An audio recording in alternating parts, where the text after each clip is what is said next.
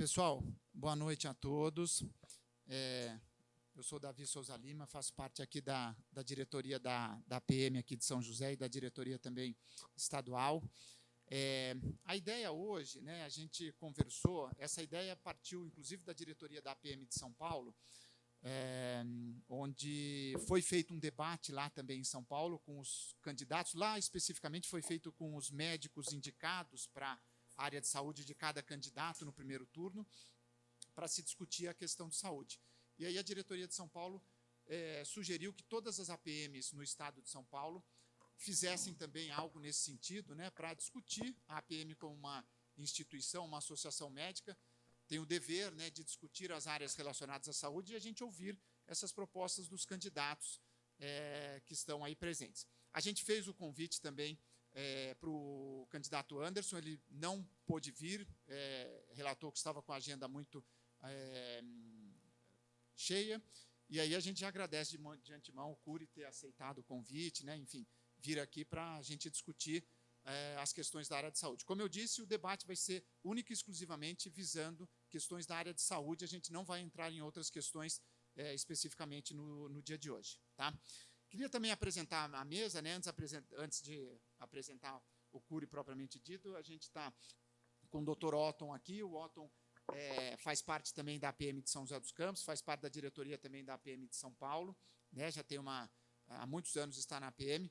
A gente também está com a presença aqui da doutora Juliana Rassi, né, que é a presidente do Direito Médico e Saúde da OAB do Estado de São Paulo, e também dá uma assessoria jurídica aqui para a APM de São José dos Campos. Então, queria agradecer a presença dos dois e, principalmente, agradecer a presença do Cury aqui.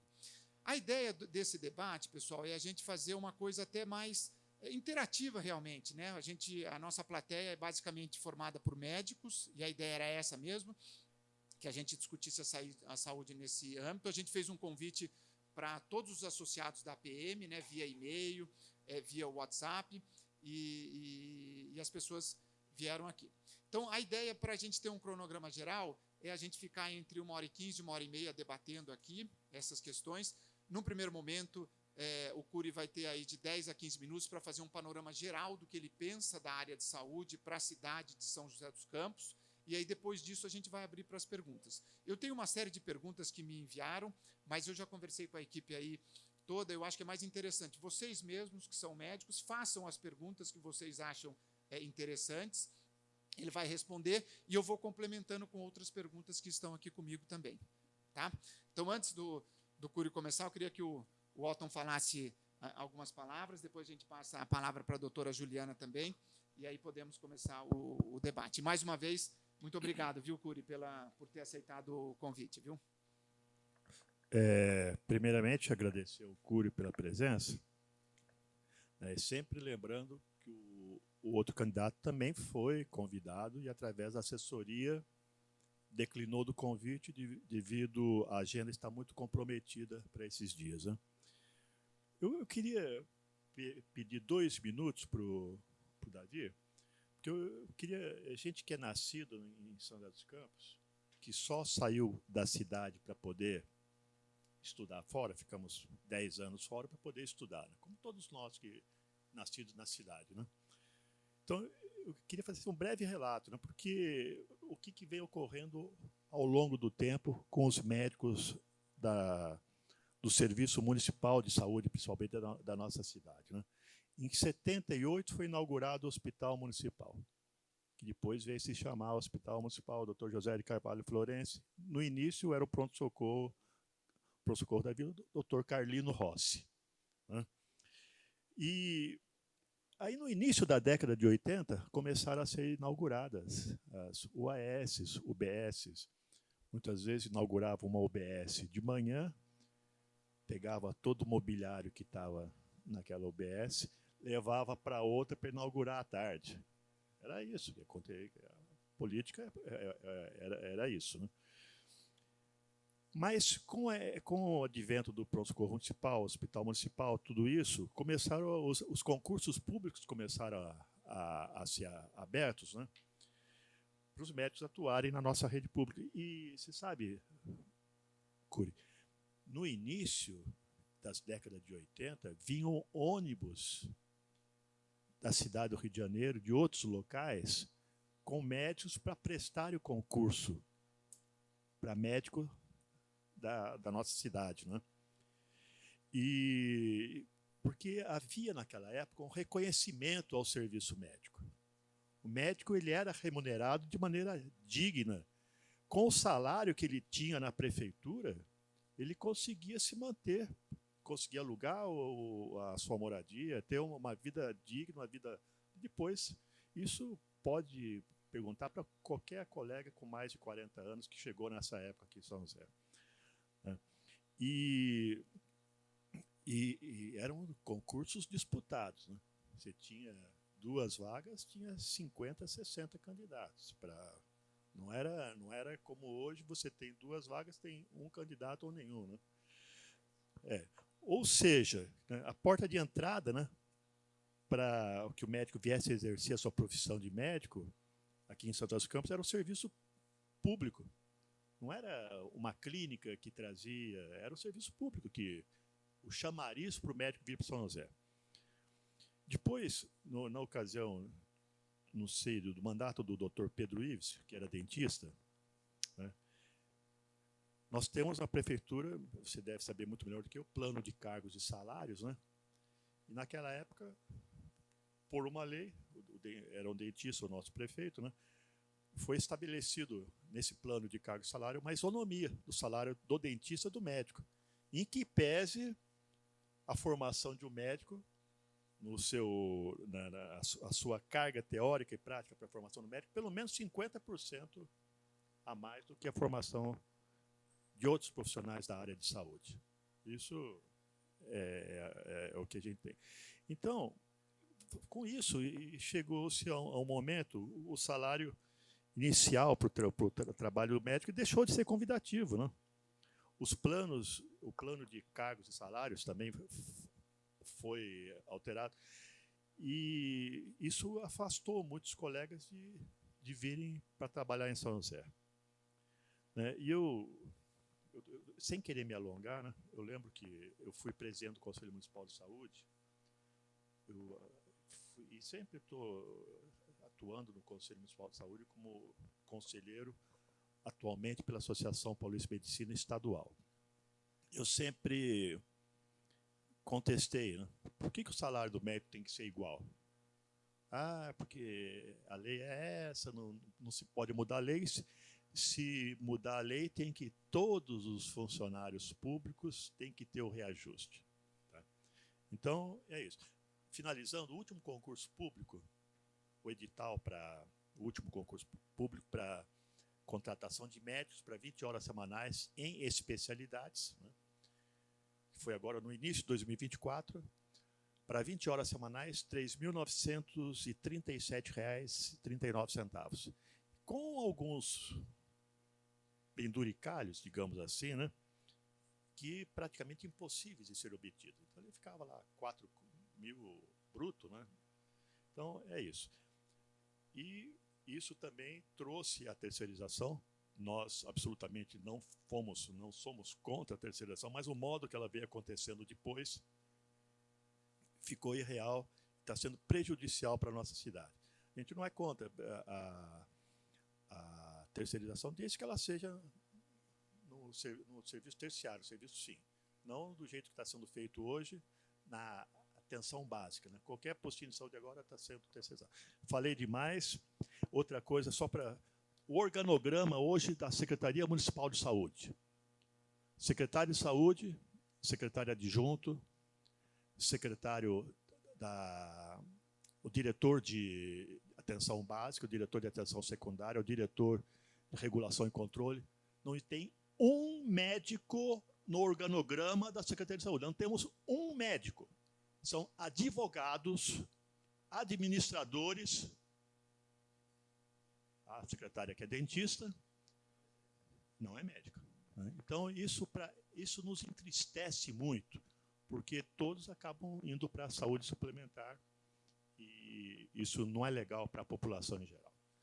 Eu falei demais, vou passar para a doutora Juliana. Otto, antes só de passar, eu queria fazer o Dr. Walter, que é o presidente da APM, ele me ligou e pediu também para agradecer a presença do Cury. Ele não pôde vir por problemas de ordem pessoal, mas ele pediu para transmitir e agradecer. Juliana, por favor. Bom, boa noite a todos. Está funcionando? Tá.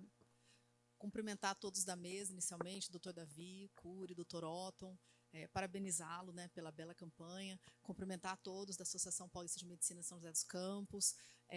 Eu acho que é um momento muito rico e bacana, né, esse aqui hoje, que a gente pode trazer um candidato para discutir aí as pautas de saúde. Vejo que saúde e educação são primordiais, né, para uma nação, então eu vejo que é bem propício hoje a gente conseguir trazer essa pauta para cá, no nosso caso, saúde.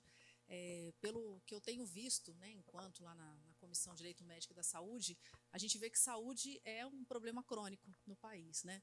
Então, em todas as esferas, a gente sempre escuta o médico sempre sentindo que é mal remunerado, é sobrecarregado, burnout, desafios, tanto no setor público quanto no setor privado, né? A alta judicialização da saúde, tanto no setor público quanto no setor privado.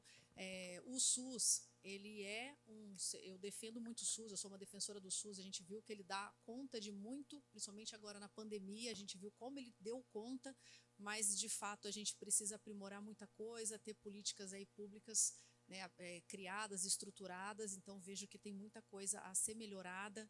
Aqui em São José dos Campos, a gente tem aí o desafio das UBS, a gente tem metas muito rígidas de atendimento, então a gente sempre escuta os médicos reclamando que tem que atender não sei quantos pacientes, cada paciente a cada 15, 20 minutos. Então, assim, vejo que é uma necessidade muito grande de reestruturação. A gente vê que a saúde está evoluindo muito rápido com relação a tecnologias e a população tem uma longevidade cada vez maior. Então, isso vai gerar um custo muito alto e a gente vai ter que ver como que vai acomodar isso dentro de um orçamento e o cobertor é curto, né? E a gente acaba, muitas vezes, por conta de judicialização, priorizando o individual em detrimento do coletivo. E como que a gente estrutura isso hoje dentro de um sistema de saúde, seja público, seja privado. Então, eu vejo que é um desafio muito grande lidar com saúde. Então, eu espero que hoje a gente consiga discutir aqui, que as perguntas também sejam voltadas para cá, dentro da realidade de São José dos Campos, tanto do ponto de vista do médico, do que o médico tem enfrentado hoje, do que ele tem expectativa de melhora de condições de trabalho, de ferramentas nas mãos dele, mas também da gente ter essa questão da conscientização enquanto população, porque por mais que a gente imagine que temos direito a ter saúde, a ter chance, a ter oportunidade, a ter o melhor, mas existe um limite também, né? E como que a gente vai gerir esse limite, né? E tudo isso que hoje, e agora a inteligência artificial também, que não é uma realidade distante, uma realidade muito próxima, que embora ela seja empregada, eu acredito que São José deve partir para esse modelo também, porque São José sempre está à frente de tudo.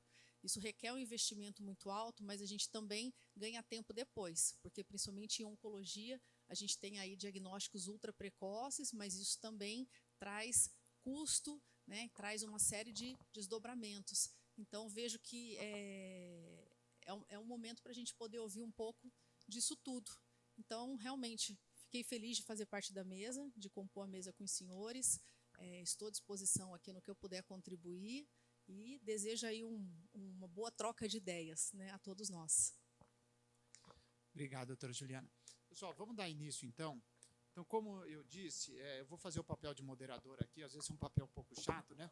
Mas a ideia é o seguinte, então o Cury vai começar com 15 minutos para poder falar um panorama geral, a gente vai abrir as perguntas, a ideia também, Cury, depois que eles fizerem as perguntas, a ideia é que você tente responder em 2 minutos, no máximo, as respostas, para que a gente tenha um maior número de questionamentos respondidos pela plateia. Então, mais uma vez, obrigado, e agora com você. Bom, boa noite a todos, boa noite, agradecer à Associação Paulista APM São José pelo convite, Davi, doutor Otton, doutora Juliana, obrigado a vocês, todos da plateia. Eu queria cumprimentar a pessoa do doutor Elton, que colega de vocês, que também colocou seu nome à disposição da cidade e nesse momento está colaborando com o nosso projeto. Obrigado, viu, doutor Elton? Bom, numa prefeitura, a saúde realmente ele é um pilar fundamental numa gestão municipal. Alguns de vocês aqui colaboraram na gestão pública municipal, outros provavelmente sabem os desafios que estão inseridos nesse processo, como a doutora Juliana bem disse, né? Num país com renda média como o Brasil, com subfinanciamento da saúde, isso se reflete no sistema SUS, em que o sistema SUS tem um papel muito positivo na saúde pública no Brasil, num país com renda média, mas o subfinanciamento acaba limitando esse atendimento e, mais do que isso, às vezes até mascarando falhas do próprio sistema, né? Como você tem uma limitação, às vezes as críticas injustas não percebem que, na verdade, é o subfinanciamento que faz com que o serviço não seja suficiente. E não permite também que o gestor possa alocar esse recurso o escasso recurso na saúde de forma mais eficiente, porque a pressão política, que é legítima numa democracia, acaba forçando você, às vezes, a tomar decisões que, na verdade, sob o olhar técnico, não seria mais adequada. Ou seja, decisões que têm uma eficiência de curto prazo, mas não uma melhor eficiência de longo prazo. Mas esse não é um desafio de São José, ele é um desafio do Brasil e do sistema SUS. Especificamente de São José, nós temos um desafio local que é um pouco da gênese da minha candidatura e da gênese da candidatura do Elton, que é um diagnóstico, uma surpresa para nós. Eu fui prefeito 8 anos e também colaborei como secretário 8 anos, do desvirtuamento do serviço público da prefeitura pelo Felício e, na sequência, por uma pessoa que não estava preparada, que era o Anderson. Os dois trabalharam comigo, eu conheço bem os dois, então estou à vontade para falar. Tá? O Felício é um marqueteiro, nós descobrimos que ele era um maquiador, um marqueteiro, né? Ele se interessa somente por aquilo que tem curto prazo, vida curta e grande impacto, e ele não tem preocupação com coisas de políticas de longo prazo. Então, isso, na verdade, Eduardo, você fala não, isso é importante, porque é a cidade que nós moramos, né? Vou dar dados para vocês sobre isso. É óbvio que a saúde não é só a rede física, existe uma série de conceitos, mas eu vou falar um pouco sobre a rede física. Eu fui à campanha e descobri que as 2 últimas UPAs construídas em São José foram na minha gestão. Nenhuma nova UBS foi construída nos últimos 8 anos em São José dos Campos. Nada. Né? Isso tem a ver com o jeito do Felício fazer as coisas. Ele só pensa em coisas que geram marketing, coisa que gera imagem. Então, é patinete antes da eleição, acabou a eleição, tira o patinete, já fizesse uma vez, fazendo outra. É ponte estaiada, que na verdade não funciona. É linha verde, que na verdade não transporta ninguém 5%. Ou seja, eu e o Emanuel acabamos descobrindo tardiamente, né? Porque ele tinha uma função que trabalhava comigo, ele cuidava da comunicação, né? E também de alguns programas. Isso ele era bom para fazer. Mas um líder numa cidade, ele, como São José, que é uma cidade exigente, de um público exigente, ele tem que pensar a longo prazo. Então, dá um dado para você. Você está falando assim, ó, nada das grandes... Eu fiz 1.400 obras, grandes projetos que eu fiz hoje, que eu permanecem na cidade. Eu nunca prometi fazer um parque tecnológico. Nunca fiz propaganda. Eu fiz e ele virou perene. Eu nunca prometi fazer um parque Vicentino Aranha. Eu vi a oportunidade, comprei. A cidade inteira não sabia que eu tinha comprado. Eu derrubei a grade, as pessoas não sabiam que tinha lá, tirando os médicos, né? Que sabiam que ali no hospital, um hospital de tuberculose. Ou seja, eu nunca me preocupei com a imagem e ganhar dividendo. Eu queria sempre fazer coisas de longo prazo. Nós descobrimos o Felício, um péssimo líder, né? Inclusive quebrando a palavra com a gente de abandonar a cidade. Ele pegou, gastou todo o dinheiro que tinha, abandonou a cidade, deixou uma pessoa com o compromisso de esconder as coisas que ele tinha feito. Isso machucou demais a mim e o Emanuel e as pessoas que têm um pouco de experiência no setor público e perceber que esse plantio tinha acabado e escolheram só estavam colhendo e, na verdade, não estavam cuidando disso. Então, a gênese da minha candidatura, e um pouco da do Elton também, em que pese ele tinha um plano de governo um pouco diferente do meu, mas a gênese era o seguinte, olha, as coisas não estão indo bem e alguém precisa apresentar uma candidatura para alertar a cidade. Ganhar ou não é consequência disso, a decisão da população, mas era importante fazer isso. A prova disso é saúde, né? Os retornos de saúde são todos de longo prazo, todos de longo prazo. Você não consegue, uma boa aplicação em recursos de saúde são de longo prazo. Você pode fazer medidas paliativas, faz um mutirão. Ele resolve por um certo tempo, mas é uma medida paliativa.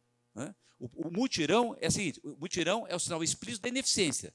Você deixou acumular e tem que fazer um mutirão para resolver. Eu não estou dizendo que não seja necessário fazer às vezes, mas é isso. Então, isso mostra claramente que eles não estavam preocupados com isso. Eu dou um dado para vocês. Só que eles deixaram de pagar para o Instituto de Previdência Servidor, você é servidor aposentado, foi meio bilhão de aporte que eles tinham que fazer. Né? Só nos últimos 4 anos. Meio bilhão dá para construir 50 UPAs. Eles fizeram 0. Meio bilhão era para construir 100 UBSs novas. Eles fizeram 0. Ou seja, não estava na prioridade do jeito que eles pensam isso. Ou seja, é só coisa, marketing e coisa que tem impacto eleitoral e larga a prefeitura e larga para o próximo. Então, a nossa candidatura tem essa gênese. Desafios na saúde. Eu tenho 15 minutos, né? Eu vou até marcar aqui. Eu não estou brincando no celular, não. Eu vou. Ele falou com os casos da saúde o seguinte: se eu não falar o que está por trás disso, nós não resolvemos a saúde. Se não sanear a prefeitura, as finanças, não vai ter saúde. Nós quebramos em 6 meses. Então, é importante eu dizer isso para vocês, porque vocês são médicos, vocês são pessoas formadoras de opinião, vocês têm que entender que não é simplesmente fazer um OBS. Ou conserta a gênese desse negócio, ou não vai ter dinheiro nem para custeio da saúde. Vamos lá. Na minha opinião, vai ter que voltar a reinvestir fortemente na própria rede física da saúde. Hospital Municipal. Eu que dupliquei aquele hospital, ou seja, nasceu como pronto-socorro da Vila, depois transformou um hospital, se não me engano, na época da Ângela, se não me engano, né? Virou um hospital, se eu não me engano. Eu dupliquei, tinha aquele paliteiro abandonado, eu dupliquei porque era o projeto que tinha lá, e hoje, no meu entendimento, inclusive é uma coisa que o doutor Elton, inclusive nós conversamos sobre isso, vai ter que verticalizar aquilo. Precisa verticalizar, fazer um prédio, um hospital correto, verticalizado, e aproveita, logicamente, para fazer ampliação. Então, o desafio do Hospital Municipal, que é o grande, vamos dizer assim, um grande ativo nosso da saúde, é uma verticalização. Há necessidade de ampliação da UPA Norte, eu vou falar de coisas concretas aqui, da UPA Norte, eu tinha transformado o Hospital de Clínicas, o Carlinhos, para economizar dinheiro, retornou para uma UPA. Há necessidade de expansão da UPA Norte, há necessidade, na minha opinião, alguma coisa vai ter que ser feita na região nova de São José, que cresceu muito, que é a região leste do Cajuru. Você tem 3 grandes vales na região leste. É sudoeste, né? A região do Putim, que é um vale ali, né? A gente chama de sudoeste, a região do Putim. Depois tem a região leste, com o Novo Horizonte. A UPA do Putim foi iniciativa minha. Tem uma UPA no Novo Horizonte. Você tem um vale, que é o que mais cresce, que é a região do Cajuru. Antigamente só tinha o bairro do Campo São José, né? E hoje você tem Mariana 1, Mariana 2, um número grande de bairros, conjuntos habitacionais, muitos bairros regulares e muita gente morando lá, principalmente pessoas de baixa renda. Vai ter que entrar fortemente com o aparato social lá. Eu estou falando na saúde, educação, mas na saúde, provavelmente, alguns equipamentos de saúde vão ter que ir para lá. Um ponto importante que vocês tocaram, e eu acordei para esse ponto somente no último ano, né? Como, na verdade, a saúde de São José sempre foi verticalizada, né? Ou seja, ela nasceu na década de 80, a grande expansão e tudo mais. E aí começaram a se questionar algumas coisas relativas à eficiência. Então foi comigo a primeira parceria com o Hospital Municipal.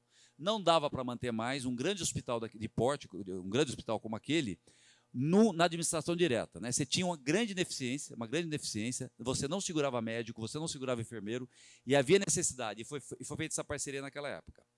Só que isso não é uma panaceia, ou seja, não é uma coisa para você fazer em qualquer setor. Então, por exemplo, eu estou convencido que é um equívoco fazer isso em um UBS. Não estou falando sobre o que vocês falaram. Por quê? É óbvio que eu sou engenheiro, então é óbvio que aqui eu não quero parecer pretensioso, porque são vocês que entendem disso.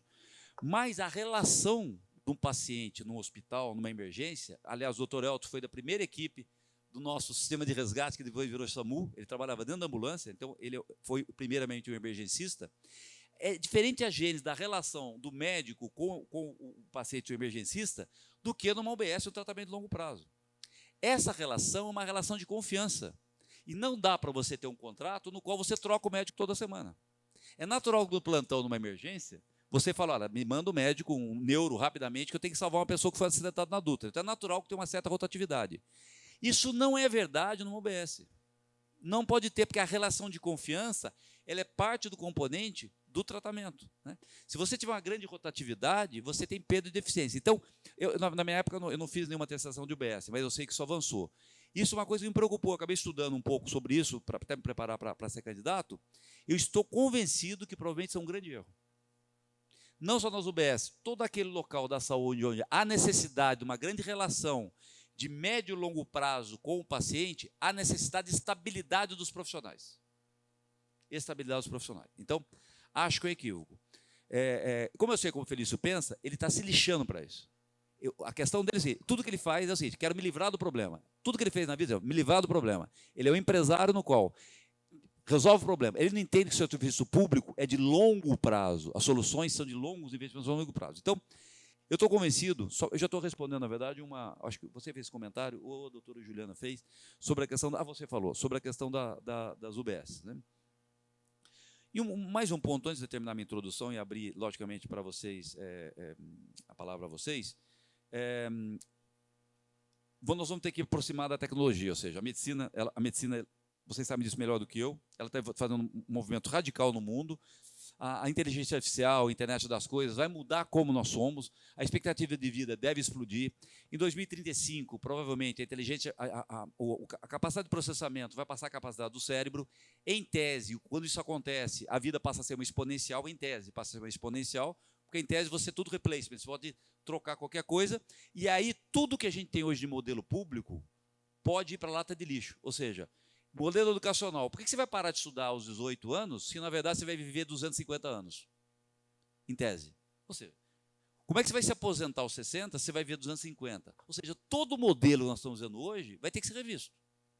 Então, toda essa transformação, essa gestão da saúde vai ter que ser vista sob a ótica de que para onde está o mundo, para onde está indo a tecnologia, para onde está indo a expectativa de vida e reavaliar isso. Então, a introdução de ferramentas de inteligência artificial, acho que foi a doutora Juliana que comentou sobre isso, e outras, terão que fazer parte do dia a dia do sistema de saúde, antenados com o que estiver acontecendo no mundo.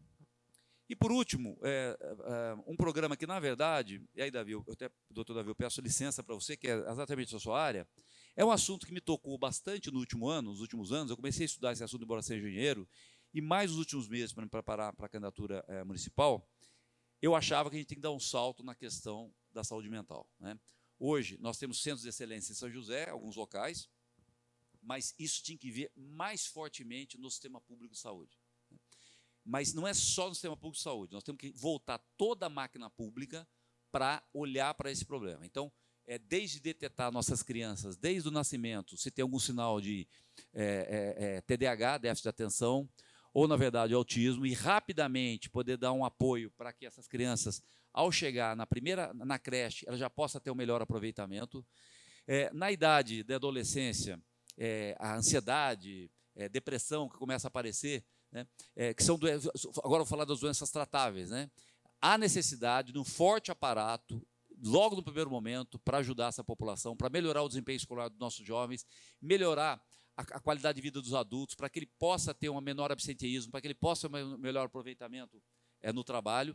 E, logicamente, na idade mais avançada, vocês sabem muito bem disso, essa questão do Alzheimer e essas outras dezenas de doenças neurológicas, né, que comprometem a qualidade de vida. Algumas, grande parte delas ainda sem cura. Eu sou bastante otimista, eu acho que a ciência vai ainda chegar a gente ter uma estabilidade, uma cura para isso, mas nesse momento não, então grande parte delas necessita de a gente ter um grande esforço para a melhoria da qualidade de vida. Parte dessas doenças, principalmente com as crianças, com os idosos, está trazendo um enorme sacrifício para as famílias. Então, esse aparato também é de apoio às famílias, e não somente ao paciente. Porque a família também passa a ficar doente de ter que acompanhar um jovem, ter que acompanhar uma criança ou um idoso. Então, um grande programa de saúde mental, que ele não está 100% detalhado, porque, obviamente, eu vou conversar, na verdade, com os especialistas, né, com os universitários, mas é uma decisão minha. Eu vou cuidar, esse programa vai estar subordinado a mim, diretamente, junto com o secretário de Saúde. Nós vamos implantar em São José o maior programa de atenção à saúde mental. Governar é fazer opções. Então, se eu estou fazendo isso, provavelmente eu não vou fazer uma obra, porque eu vou querer fazer isso. Eu acho isso fundamental para que a gente tenha uma estabilidade de saúde e diminuição dessas consequências, dessas patologias ou desses problemas. Então, isso, para mim, é uma prioridade. Eu coloquei isso como prioridade, eu vou fazer como prefeito. Logicamente, eu vou liderar como prefeito, mas eu vou chamar os especialistas para fazer. Né? E porque eu quero que São José seja uma grande referência de saúde mental. Tudo que for necessário trazer do mundo de referência, do Brasil, ou experiências próprias, nós vamos fazer. Então, nessa abertura, eu queria ficar por aqui.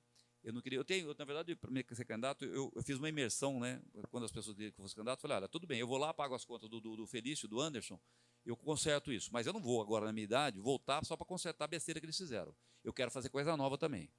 E eu detalhei algumas coisas novas na sala de saúde, mas eu tenho bastante ideias novas também. Eu me abasteci com o Dr. Elton também, no primeiro e segundo turno, ele me trouxe algumas boas ideias, né? Pronto-socorro odontológico, ele me convenceu também, não é na área de saúde, não na saúde humana, né, mas na saúde animal também, ele teve uma sugestão, nós temos várias ideias aí também, mas eu vou deixar aqui ao longo do debate, para deixar vocês motivarem e me perguntar também. Obrigado por enquanto. Obrigado, viu, Curi, pela introdução aí. Eu vou pedir agora a ajuda da Anne, porque a gente vai abrir para as perguntas aí para a plateia. Então, a Anne vai levar o microfone, né, a equipe que está gravando, daí vai filmar a pergunta, e aí o Curi responde. Então, eu vou abrir, eu não sei, alguém gostaria de iniciar perguntando?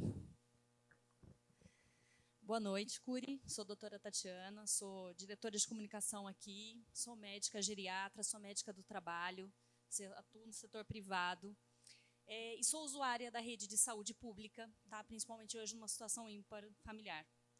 E eu vejo uma situação crítica quanto à gestão, não só gestão médica, gestão de funcionários, que a gente conhece vou colocar assim, habilidades em relação a trabalho de saúde, mas a gestão de organização do hospital municipal, não só mesmo estrutura física ou verticalização. E aí a minha pergunta é, o que você pretende fazer? Porque está osso, está crítico, é essa a palavra, tá? Como usuária. Olha, doutora Tatiana, primeiro, obrigado. Você é usuária, não é da rede, né? Você não é da rede, você é usuária da rede, não servidora. Tá, ok. Tá. Primeiro, obrigado pela pergunta. Durante a campanha, eu fui pelo menos uma meia dúzia de vezes ao hospital, né? As últimas, inclusive, com o Elton, com o doutor Elton, a gente esteve lá. Sim, eu tenho recebido muita reclamação das pessoas. Logicamente, como eu sou candidato de oposição, essas pessoas são simpáticas a mim, elas não querem se expor, né? Então, eu não tenho como ainda fazer uma validação disso, né? Eu falei, Eduardo, está acontecendo isso, isso, isso. A prefeitura tirou do site dela todas as informações relativas à saúde, todas as informações que você poderia usar numa campanha eleitoral, elas tiraram. Então, não sabemos, nós estamos no escuro. O que a gente tem são informações de colegas nossos, que, na verdade, confiam na gente e falam, Eduardo, está acontecendo isso, isso, isso. A gente sabe que tem problemas. Vamos lá. Essa parceria com a SPDM, ela nasceu lá atrás, é natural que toda coisa disruptiva, você tem que fazer uma reavaliação de tempos em tempos, né? Plano diretor da cidade. Você pode fazer o melhor plano diretor possível. Depois de 10 anos, ele vai ter uma atualização para fazer. Lei de zoneamento. É natural que tenha, né? Por exemplo, essa parceria com o Hospital Municipal com a SPDM. É natural, você tinha 100% servidores de carreira e passa a ter uma entidade gestora. Melhorou um monte de coisa, mas é natural que você tem que fazer ajustes. Esse ajuste pode ser feito dentro do próprio contrato, né?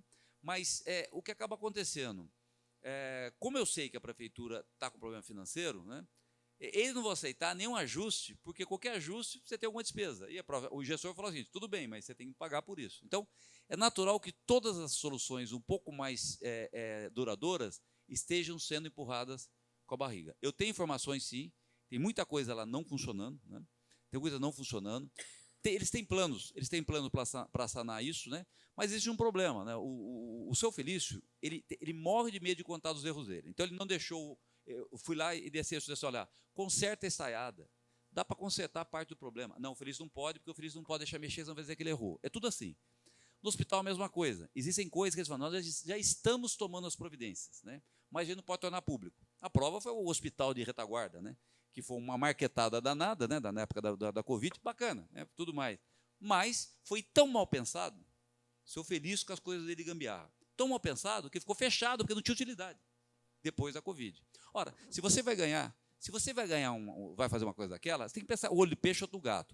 O que eu posso fazer para que atenda a Covid, mas no dia seguinte me sirva para alguma coisa?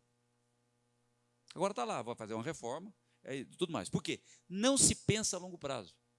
Então, o Hospital Municipal, ele é muito importante para a gente, e da minha parte, doutora Tatiana, eu estarei absolutamente aberto para ouvir sugestões e melhorias. É um centro nervoso, ou seja, o hospital, o Ronel lá tem grande experiência disso, não sei se outros têm experiência aqui do hospital também. Ele é diferente do resto da rede, né? Ali tudo é muito emergencial, tudo muito nervoso, qualquer erro perde uma vida, mas eu estou absolutamente aberto, ou seja, eu tenho muito interesse em ouvir.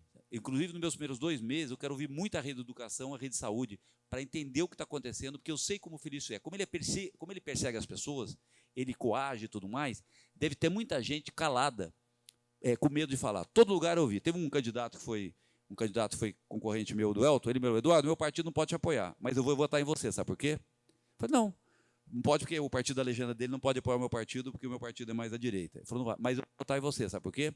Porque o Felício tentou me demitir do meu trabalho. Desse nível. Eu conheço o Felício. Né? Então, muita gente tem medo de falar o que está acontecendo por causa disso. Primeiro mês eu vou chamar todo mundo, eu quero ouvir para ver se o meu diagnóstico está correto, né, para a gente buscar a melhor solução. Boa noite, Roniel, ortopedista. Tenho o prazer de conhecer o prefeito. Eduardo, você falou uma coisa que eu gostei muito, perdão, que uma das ideias é tirar um pouco dessas terceirizações das UBS. É uma visão que a gente tem também. O compromisso que você tem de UBS é muito diferente da do pronto-socorro, da emergência. Você tem alguma ideia de mais ou menos como é que você vai conseguir? Porque hoje, pelo que a gente entende, uma boa parcela dessas UBS funcionam terceirizadas. Legalmente, ou mesmo, você tem algum projeto de como é que elas vão retroceder, como é que vão trazer funcionário de volta para lá? Olha, primeiro você não pode quebrar contrato. Na medida que os contratos forem vencendo, outra coisa, a gente tem que preparar. Se eu vou transformar com o serviço da administração direta, eu tenho que concursar. Tá? Concursar médico não é fácil. Aí nós temos aqui a outra questão, que é a carreira dos médicos, é um outro debate que a gente pode fazer aqui, mas tem que ser feito com antecedência, nada do dia para a noite. Então vamos lá, vence o ano que vem, vamos preparar isso. Essa UBS vai fazer, e a gente pode fazer isso por etapas, né? Porque você vai ter que fazer um deslocamento, provavelmente, de profissionais. Pode ser algum profissional da rede hoje queira ir para uma UBS. Um profissional que é concursado queira ir para a UBS. Então, fazer etapa por etapa. O importante é você ter um plano de médio e longo prazo. Se você tiver o plano, as coisas vão se acertando. Né? Agora, você tem que saber que você quer chegar lá na frente. Se você souber que você quer chegar lá na frente, tudo se arruma agora. O problema é que você não pode ter um governo baseado no marketing. Você tem que ter o seguinte, lá na frente eu vou recuperar as de UBS, vou fazer um concurso atrativo para os médicos. Obviamente, eu imagino, vocês sabem melhor do que eu. Logicamente, um médico que gosta de trabalhar na rede pública, na UBS, é um perfil de médico diferente de um médico que, por exemplo, gosta de trabalhar, sei lá, plantão de 24 horas, ele tem, por exemplo, ele tem necessidade de uma renda maior. Logicamente, o médico de UBS, na verdade, ele provavelmente não tem, assim, uma ambição de se tornar, na UBS, um médico muito rico, para o setor público, mesmo pagando bem, tem suas limitações. Mas ele tem a vocação. Vocação, eu tenho isso. Eu, há uns anos atrás, resolvi que a vida pública para mim era importante. Minha mulher, vocês conhecem, nunca pediu para comprar uma bolsa para ela, uma bolsa de marca. Eu doei todos os meus bens para as minhas filhas. Né? Eu estou bem assim. Eu quero servir as pessoas. Né? Eu e minha mulher gostamos de fazer assim. Não há nenhum demérito a alguém que quer, numa sua profissão, queira acumular dinheiro, comprar um carro zero. Acho isso, eu ganhei dinheiro muito rápido. Eu, com 28 anos, importei um carro para mim, já tive meu apartamento e um patrimônio maior que o meu pai. Depois mudei, conheci o Emanuel, falei, não quero, eu quero ajudar as pessoas. Então, nós temos que detectar, Roniel, esse profissional que tem a vocação para fazer atendimento público, remunerá-lo muito bem, por quê? Eduardo, você não acabou de falar que... Não, porque eu não posso perder ele. Eu não posso deixar ele ter uma remuneração digna que ele fala, vou embora de São José, eu vou largar essa UBS daqui e vou para outro lugar. Não, aí eu perdi, lembra que eu falei da estabilidade? Então tem que ser uma remuneração adequada para que ele consiga planejar a sua vida e falar, eu vou me dedicar ao UBS do Residencial União, porque eu gosto das pessoas. Eu estou falando assim que eu falei, conversei agora, há 2 dias atrás, com uma médica do Residencial União. Ela veio conversar comigo. Falou, Eduardo, sou médico, eu adoro o que eu faço lá. Mas, pô, os caras ficam me trocando que nem peteca de lugar. Eu não consigo. Eu tenho uma paciente que eu adoro, eu estou cuidando dela, eu consigo terminar o tratamento dela, mas ela volta com outro. Então, essa estabilidade é necessária. E a forma de fazer um planejamento, Roniel, você me conhece, a gente faz um planejamento, estabelece, eu acho que em alguns anos a gente consegue fazer. Outra coisa, grande parte desses contratos também, eu estou sabendo que essas OS aí, algumas delas também, já deram problema, vocês souberam aí, né? Deram problema. Então, qualquer erro contratual me permite romper, tá claro? Mas vamos imaginar que ela esteja fazendo direitinho, né? Tranquilo, espera terminar o contrato e faz uma transição tranquila. Como a rede municipal de saúde é muito grande, dá espaço tranquilo para você fazer, tá? Ou seja, se eu tenho uma secretaria que tem 30 funcionários, eu não consigo fazer isso. Uma secretaria de saúde que é gigante, você consegue fazer, é local. Tem gente para cá, quer ir para lá. Ou seja, vai ter oportunidade para todo mundo para fazer essa transição tranquila. Agora, eu queria ouvir muito vocês também é o seguinte, claramente um OBS, eu tenho certeza de que isso é possível. Claramente, o hospital não dá para pegar no colo, um hospital gigante como o municipal. Eduardo, no meio do caminho, eu preciso ouvir vocês muito sobre isso. Tá? O Elton está me ajudando bastante nisso, né? Ele já trabalhou na rede pública, ele tem um pé em 5 canoas, ele teve na emergencista, teve na rede pública, hoje ele é um representante do povo, e eu quero ouvir muito vocês sobre aonde é que a gente deve ter uma administração mais parecida com a privada e aonde, na verdade, é público na veia. Curi, deixa eu até fazer uma complementação aí, junto com a pergunta do Roniel. Você colocou essa questão dos médicos. Hoje a gente vê a classe médica, né, muito descontente em vários aspectos. A Associação Paulista de Medicina ela é favorável à carreira de Estado. Claro que essa é uma discussão, carreira de Estado para o médico, né? Essa é uma discussão mais a âmbito nacional, no sentido de ter uma carreira nos moldes do judiciário, por exemplo, que a gente tem um problema de saúde, de às vezes não conseguir chegar nas cidades menores, enfim. É claro que a gente está discutindo São José aqui. Mas esses moldes no sentido de a gente ter um bom salário para o médico, ele chegar nos lugares onde a população não é atendida e conseguir dar essa assistência para todo mundo. E outra questão é que os médicos têm reclamado muito nessa questão realmente do salário, né? Porque os salários estão muito baixos assim na área médica, no setor público. Então, como é que você pensa essa questão assim, especificamente do salário para o médico e como atrair realmente esse médico qualificado para a rede pública, para que a gente pare com esses problemas, pelo menos diminua esses problemas que a gente está tendo, não só no âmbito de São José, mas no âmbito nacional? Davi, esse é um problema que não é de hoje, né? Como, na verdade, você tinha um grande número de médicos na rede pública e houve uma necessidade, havia necessidade, sempre houve, de atualização dos seus salários, isso impactava toda o orçamento da prefeitura, porque principalmente a Previdência, porque grande parte deles eram aposentados. Você tem uma ideia, quando eu era prefeito, dos 100 maiores salários, 99 eram médicos. O centésimo era o meu, prefeito, porque o teto era do prefeito. Não é que eles mereciam, eles não podiam ganhar mais, mereciam ganhar mais, não podiam porque estavam limitados ao teto. Então mostrava que era uma carreira atípica dentro do próprio setor público, ou seja, o salário necessário para um médico é muito maior do que a média das outras carreiras. E é muito difícil você fazer política de recursos humanos quando você tem uma carreira muito diferenciada. Porque a pressão no setor público se dá pelo patrão, que é o povo, está claro? Num hospital, ou, por exemplo, numa unidade privada, quem manda é o cliente ou o sócio. Então, você consegue fazer isso. Ó. É o que eu mando. No setor público, toma cuidado. Nós, eu e o Elton, nós somos representando o povo. Legitimamente, as pessoas pressionam de forma igual. Então, é muito difícil você ter uma política muito segmentada no setor público, né? Por exemplo, se você tentar falar, olha, não é fácil você falar, darei um aumento só para os médicos. É muito difícil. Porque as enfermeiras falam corretamente, espera aí, nós também estamos com defasagem salarial. E, com certeza, com direito, elas têm direito. Aí fala, peraí, por que as enfermeiras e os médicos, os técnicos de enfermagem, eu sou assistente administrativo da UBS, eu colaboro tanto, se eu não estou aqui, eu não consigo, o paciente não consegue ser atendido. Então, é muito difícil, numa estrutura municipal, você conseguir fazer gerenciamento de recursos humanos de forma separada. E, na média, quando você faz pela média, essa causa grandes injustiças. Aquele que merecia ganhar mais, acaba ganhando menos, e aquele, por sinal, que porventura não merecia ganhar, acaba tendo aumento. Então, é muito difícil você fazer esse gerenciamento. Em relação à carreira médica, mais difícil ainda, porque houve, na verdade, além dessa...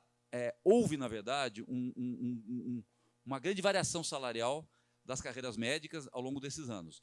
E houve também, vocês sabem melhor disso, uma grande expansão, no meu entendimento, equivocada, dessas faculdades de medicina, né? Não sou contra a expansão, eu sou contra a expansão de faculdades que não têm o rigor necessário para formar um bom profissional. Essa crítica não é só na medicina, vale também para outras, né? Isso preponderantemente foi no governo do PT, eles fizeram uma grande expansão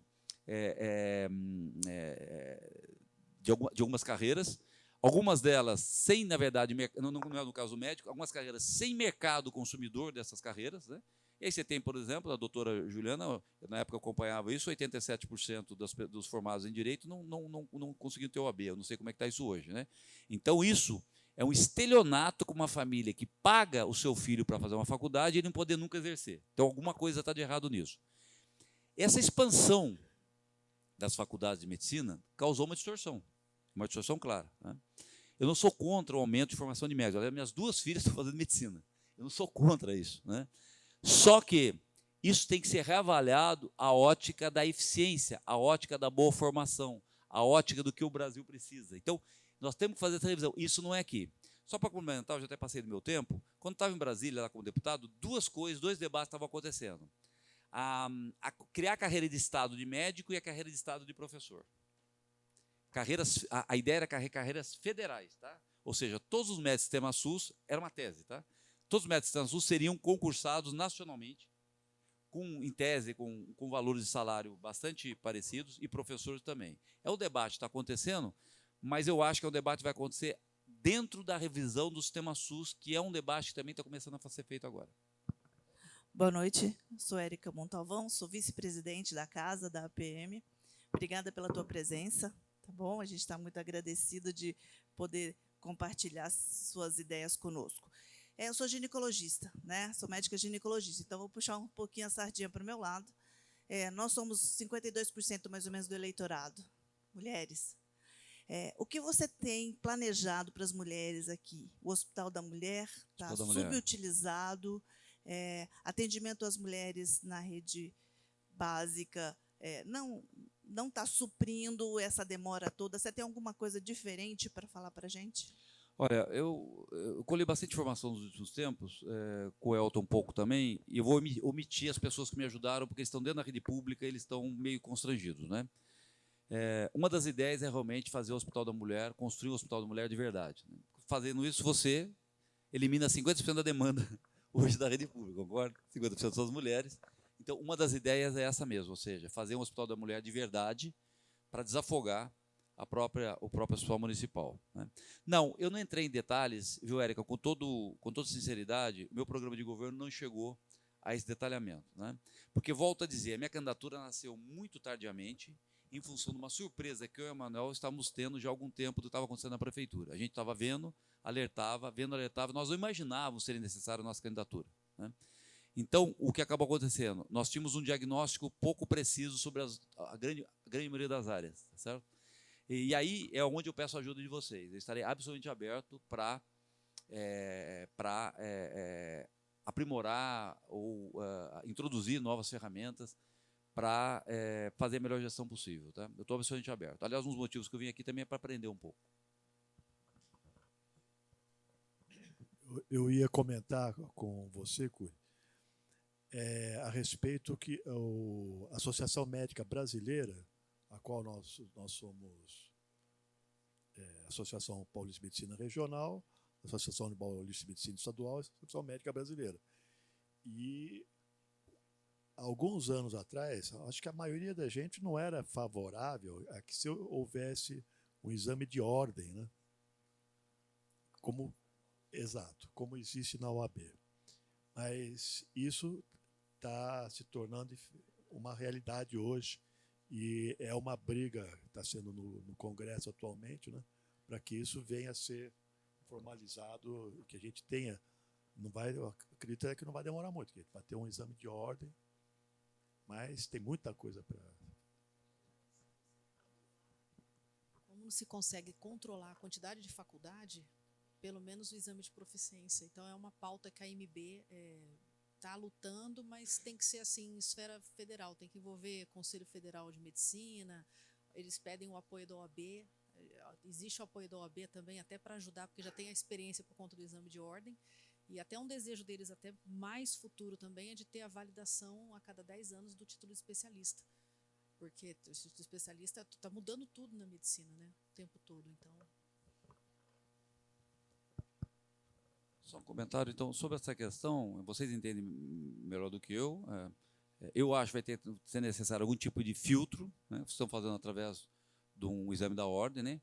Mas é importante, isso não, eu não estou controlando, talvez seja necessário, mas não impede a questão do maior rigor na formação do profissional médico.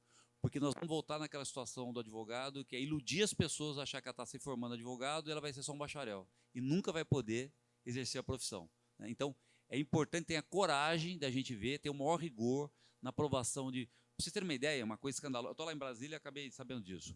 Uma liminar do judiciário corrupto, uma liminar para você dar uma faculdade de medicina era R$2 milhões.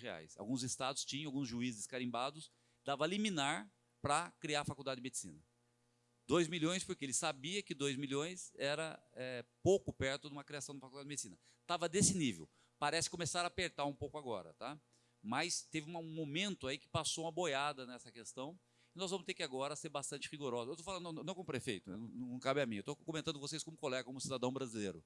Eu acho que vai ter que ser bastante rigoroso quanto a isso, houve uma grande expansão, eu acho que está na hora de fazer um freio de arrumação, ver o que está funcionando bem, o que não está funcionando bem, mas isso acaba impactando a rede municipal.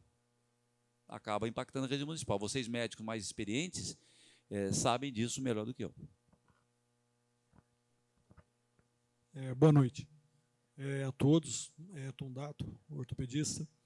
Deixa eu perguntar uma coisa. Esse caminho da OS é um caminho sem volta, porque acaba sempre formando... Eu passei em 89 pelo pronto-socorro municipal e acaba formando tribos e você não consegue penetrar, né? Se é A, B ou C, se alguém gosta de sair, se não gosta, se gosta de cerveja ou gosta de chopp. Então, você acaba não tendo uma variedade de empregos dentro da OS, né? Porque ela acaba ela tem um dono, né? Não é como em 89 que prestou o concurso, você entrou, aí azar de quem largou, ou sorte de quem largou, não sei. Mas aí você sai e você não entra porque é determinado, porque é um hospital particular, no meu ver. Segunda coisa, isso foi perguntado para o seu oponente numa palestra que eu estive. O que pode São José fazer para trazer mais hospitais particulares? Perdão, mais... Hospitais particulares, porque São José particular puro tem 2, né? Tem mais 2 ou 3 mistos e um pseudo público, né? Porque ele tem dono. E outra coisa na experiência, eu que trabalho em linha de frente mesmo, várias noites, várias madrugadas, atendendo 50, 60 pessoas, essa geração, você pode formar 1 milhão de médicos que essa geração 40 para baixo não gosta de dar plantão. Plantão daquele agressivo, do cara te bater, dar na sua cara, falar que você é um B, 3 pontinhos. Essa geração não dá plantão. Minha filha estudou com a sua filha a vida inteira, no mesmo colégio, está no mesmo ano, mesma idade, você sabe disso. Então, assim, essa geração não dá plantão, já quer chegar a ser chefe. Com 32 anos, que eu peguei no colo, tem gente querendo mandar em mim, né? Então, assim, essa é a situação, né, que eu queria te perguntar em relação ao OS, em relação a essas coisas aí. Obrigado, doutor Tondato. Você estava aqui quando eu respondi sobre os OS, sobre a terceirização? Não, então, agora, escutei, mas assim, que você falou um pouco da UPA, que pode ter um retorno, né? Mas eu achava a Vila muito legal. Existia pesquisa, existia tudo em 89. 89. Existia uma coisa legal, uma troca de ideias. Ali com esse meu sócio, que morreu há pouco tempo, com 60 e poucos anos, câncer, e foi um grande sócio meu durante 30 anos. Mas, assim, era outra vibe, né? Você não tinha uma pessoa só que mandava e o grupo dela mandava, né? Coisa que já foi perguntado para o seu oponente em outra situação, entendeu? Olha, eu volto aqui. O contrato de gestão foi na minha gestão, que foi feito o contrato de gestão do Hospital Municipal, e foi uma tentativa de dar mais eficiência. Melhorou um monte de coisa, melhorou muita coisa, né? E agora, há necessidade de uma revisão. Plano de carreira da prefeitura.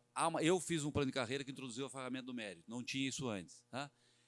Já sei, por exemplo, que pessoas se esforçam muito, o aumento que está dando no plano de carreira é muito pequeno. Me falaram outro dia. Tá? Há necessidade de revisão.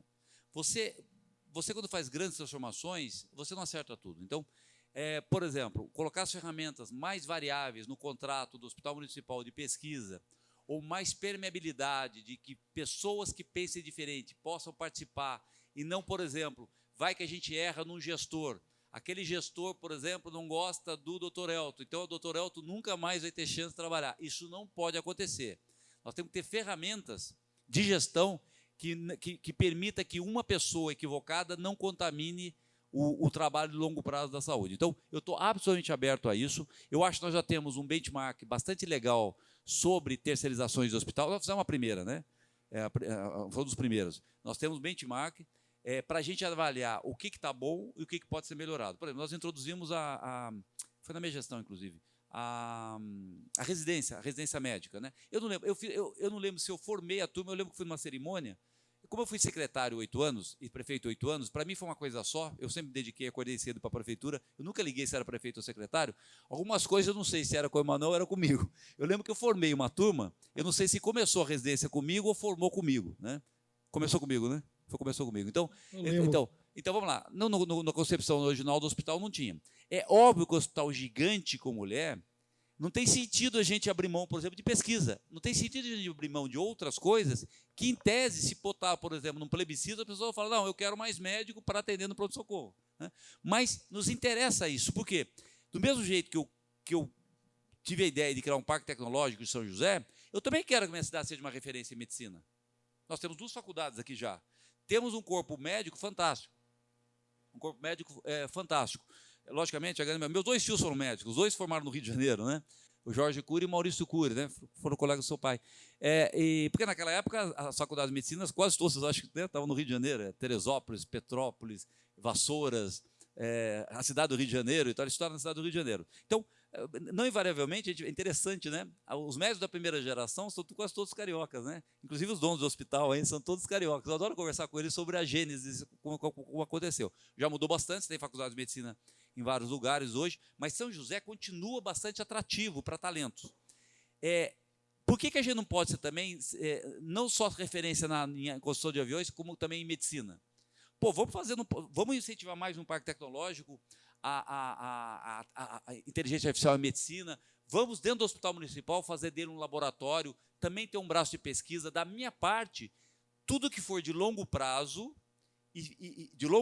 começo, meio e fim, você pode contar comigo. Tá? Eu sou uma pessoa que prefere trocar o longo prazo pelo curto prazo. Eu troco o futuro de São José para uma coisa que devoto. Eu não ligo para coisa de curto. Eu não faço nada de curto prazo se eu não achar que lá na frente vai ter uma luz no final do túnel. Eu acho que você falou, me despertou aqui.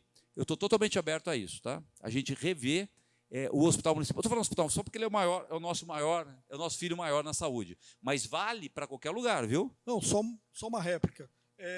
Esse caso da OS, tudo bem, mas eu acho que devia ser um pseudo-concurso, sei lá, pela prefeitura e ela mandar para a OS lá.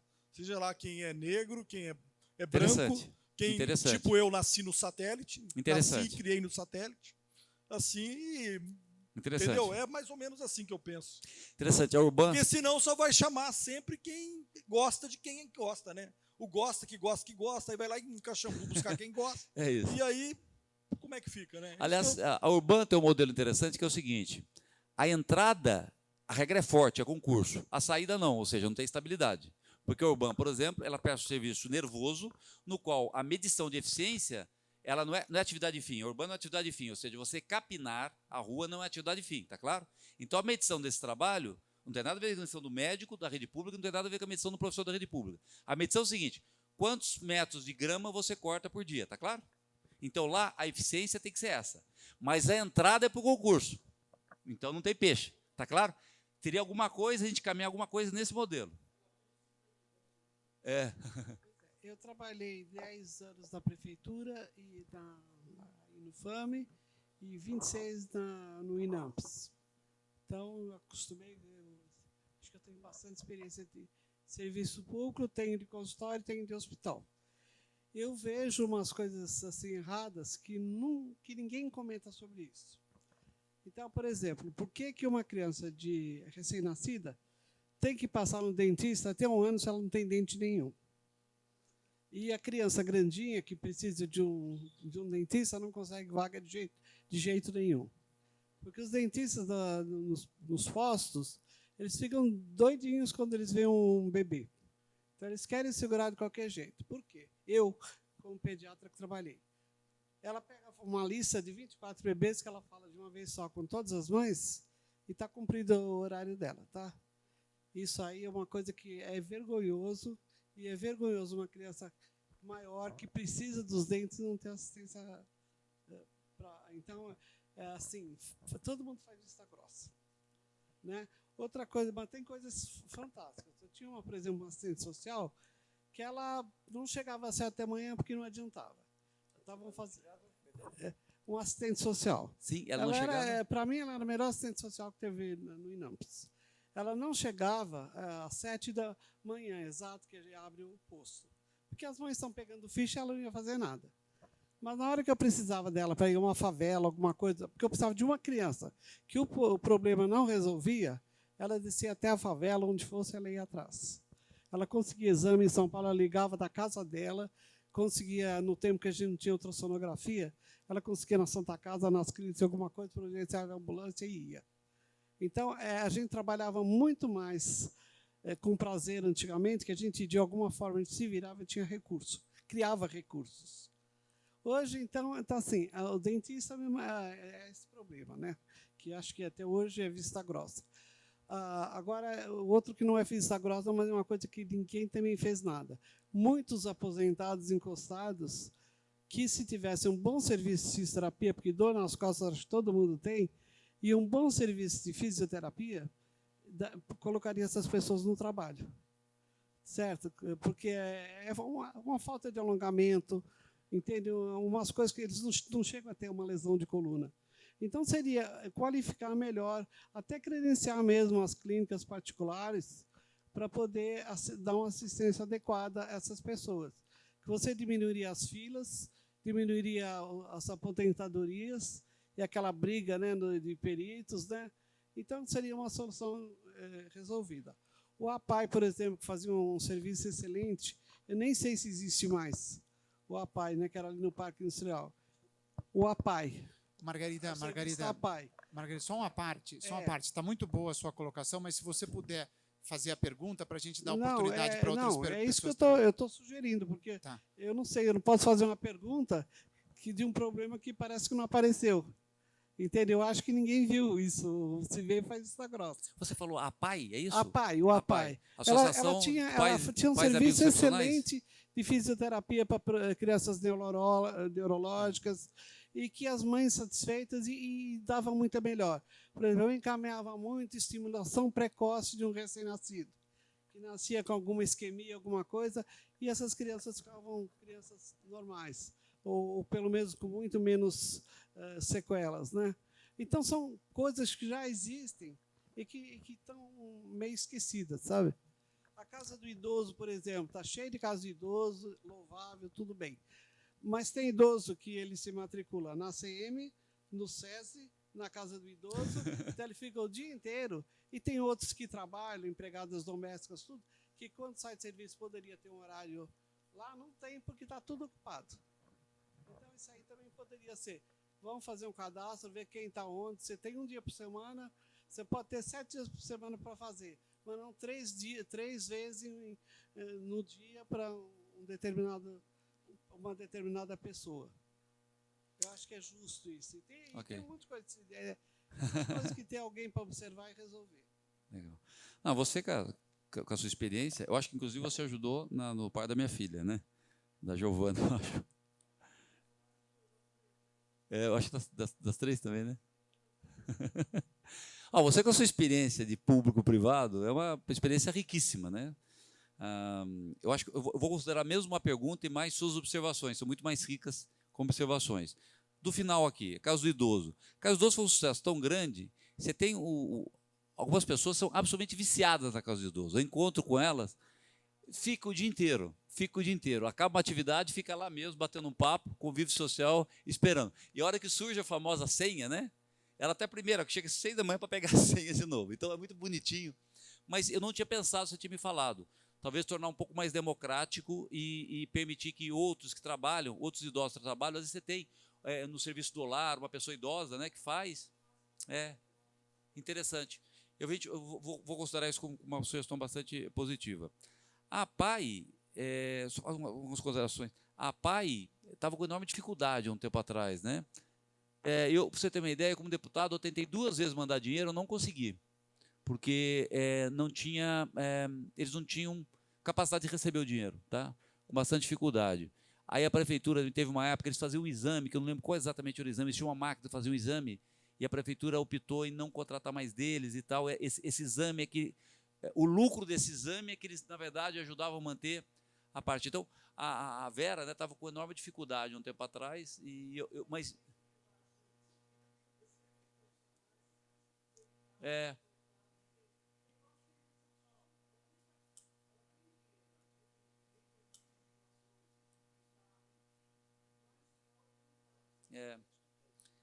Era o teste do pezinho que eles faziam, exatamente. O teste do pezinho, ele era lucrativo, sem nenhum pecado de ter lucro, ou seja, essa margem de lucro eles usavam para manter a instituição. Eles estavam perdendo, não sei se ela conseguiu manter esse serviço.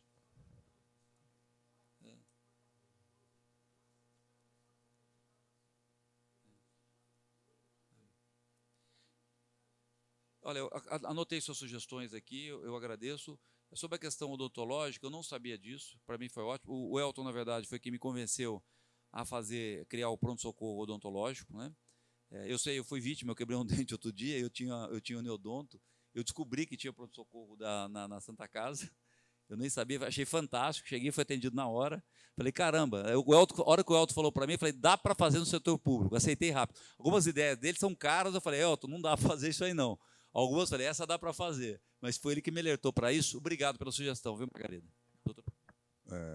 Boa noite, Eduardo. Eu sou Urbano Carvalho, sou ginecologista, só trabalho no setor privado, e justamente por trabalhar só no setor privado, a minha lógica é uma lógica muito de efetividade, porque, como eu falo sempre, se eu não atender bem a paciente que eu atendi a vida inteira, ela vai trocar, né?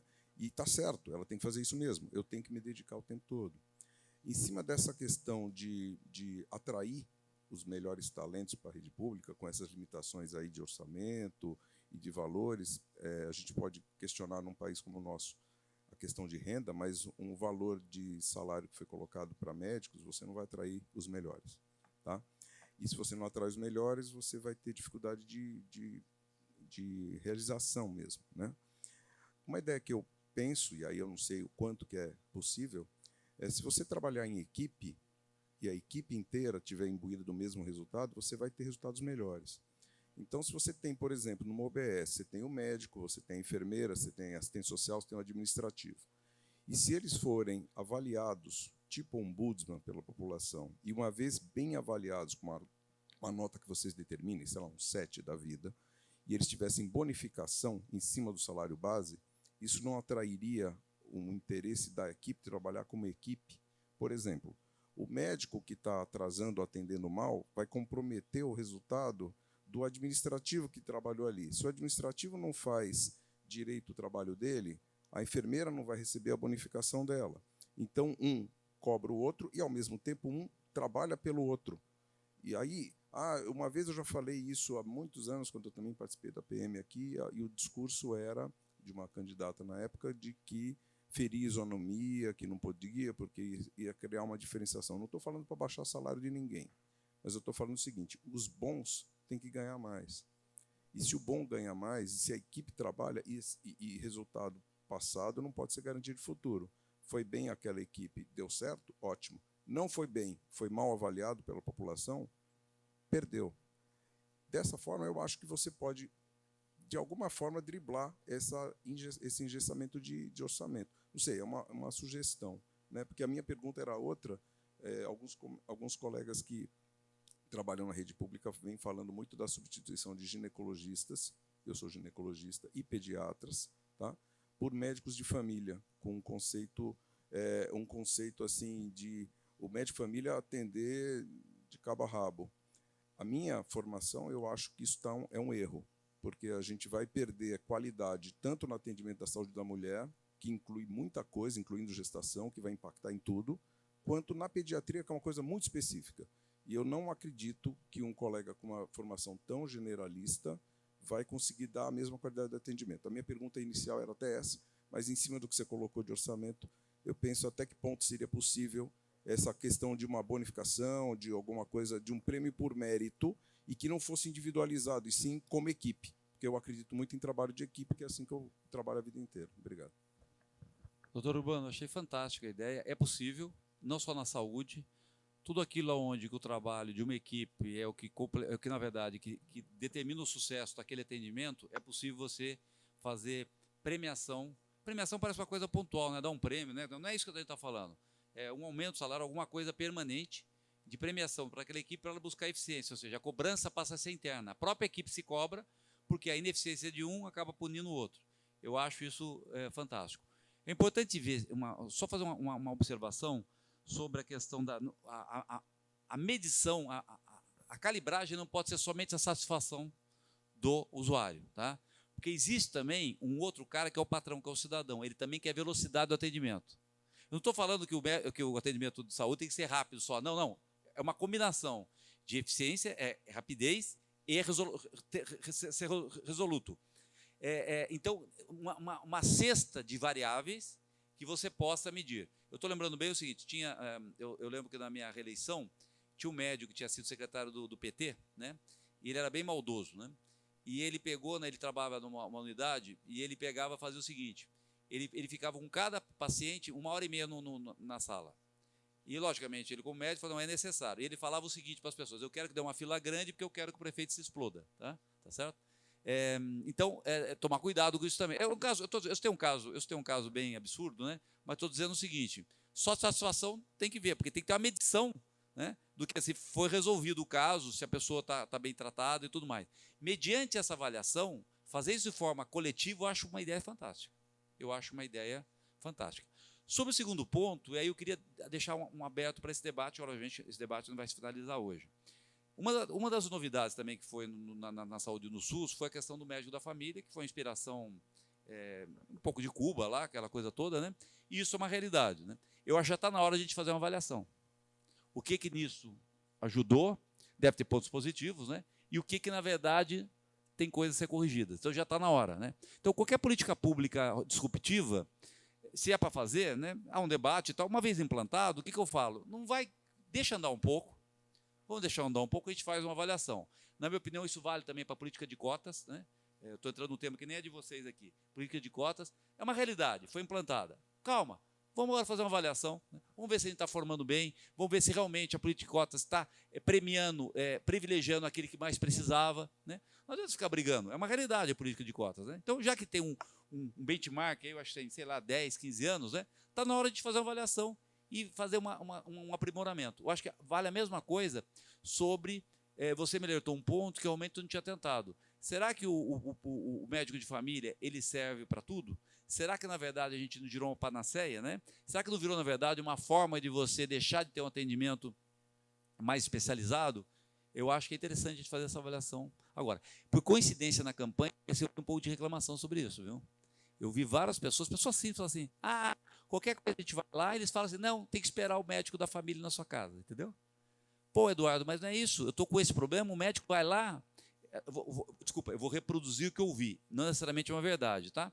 Aí ele vai lá, ele fala um monte de coisa genérica e não resolve o meu problema. Eu não estou dizendo que a pessoa tem razão, tá claro?